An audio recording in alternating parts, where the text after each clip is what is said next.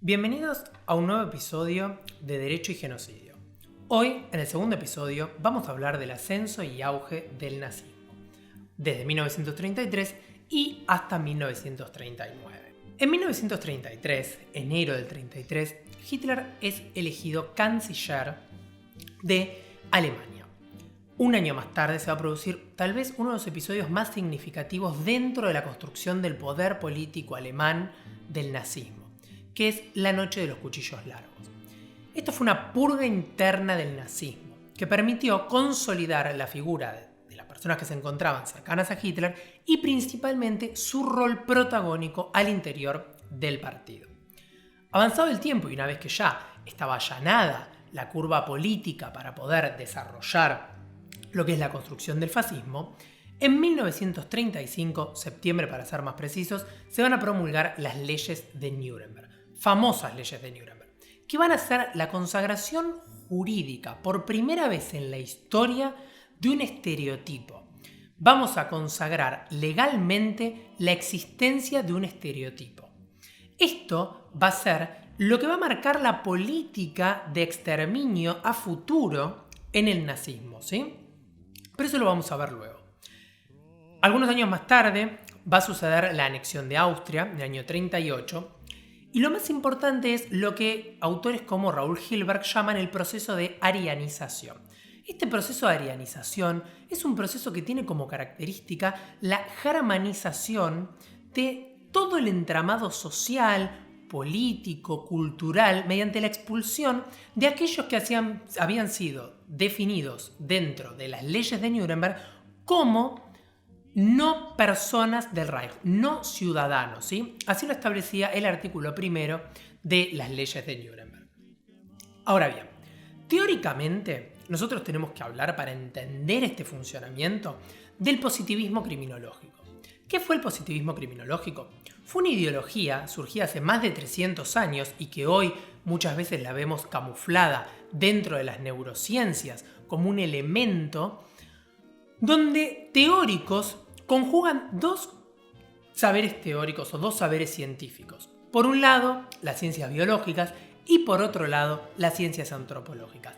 Esta mixtura de la sociología y la biología aplicadas al campo de lo humano dieron como resultado la creación de un sistema de exclusión bajo un marco teórico que permitió darle a un discurso completamente discriminatorio, desigual e inequitativo la proporción necesaria para que parezca un discurso científico. Es lo que llamamos las pseudociencias o los discursos pseudocientíficos, tan importantes para construir el andamiaje de un totalitarismo.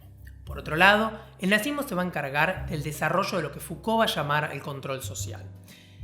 En libros como Población, Territorio y Seguridad, lo que entendemos es la necesidad del control de los grupos, de la necesidad del control de las masas, de los grupos humanos entendidos como un funcionamiento sincrónico y homogéneo. En el derecho penal, autores como Zaffaroni nos hablan de lo que denominamos también el enemigo en el derecho penal, ¿sí? El hostis. ¿Qué es el enemigo?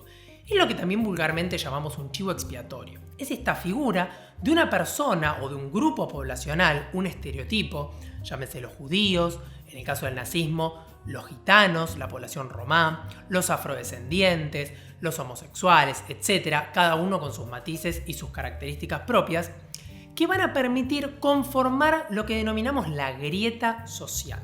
Detrás del enemigo, o gracias al enemigo, tenemos todos aquellos que forman parte de ese conglomerado social y todos los que se oponen. Es decir, creamos dos fuentes homogéneas, aquellos que no son enemigos y aquellos que son enemigos. Esto permite al poder jerarquizar las relaciones sociales, romper los lazos de cohesión y cooperación social y, principalmente, generar un andamiaje político, cultural, económico y social al servicio de la represión y el control social. Hay elementos, por ejemplo, como las juventudes hitlerianas, que son esenciales para el desarrollo de una ideología totalitaria. ¿Por qué?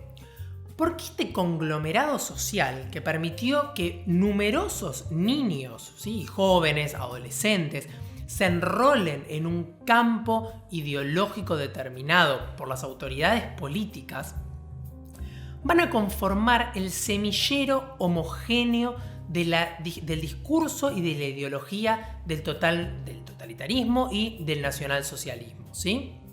Entonces, para repasar tenemos, por un lado, la consagración normativa en 1935 de las leyes de Nuremberg, es decir, la identificación de ese enemigo, la identificación de los grupos subalternos, de los heterogéneos, de los anormales, diría Foucault.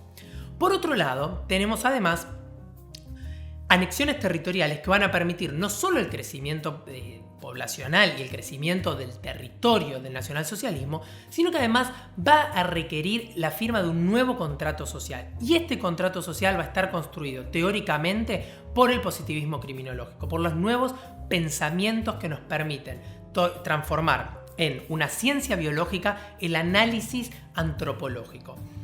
Y por último, tenemos elementos sociales como las juventudes hitlerianas y otros aspectos que han permitido conformar precisamente esa masa homogénea que, años más tarde, como vamos a ver en otros episodios, van a permitir llevar adelante el exterminio y la construcción bélica de un estereotipo, ya no en el marco teórico, sino pasado a la acción, a la matanza y a la desaparición física de las personas.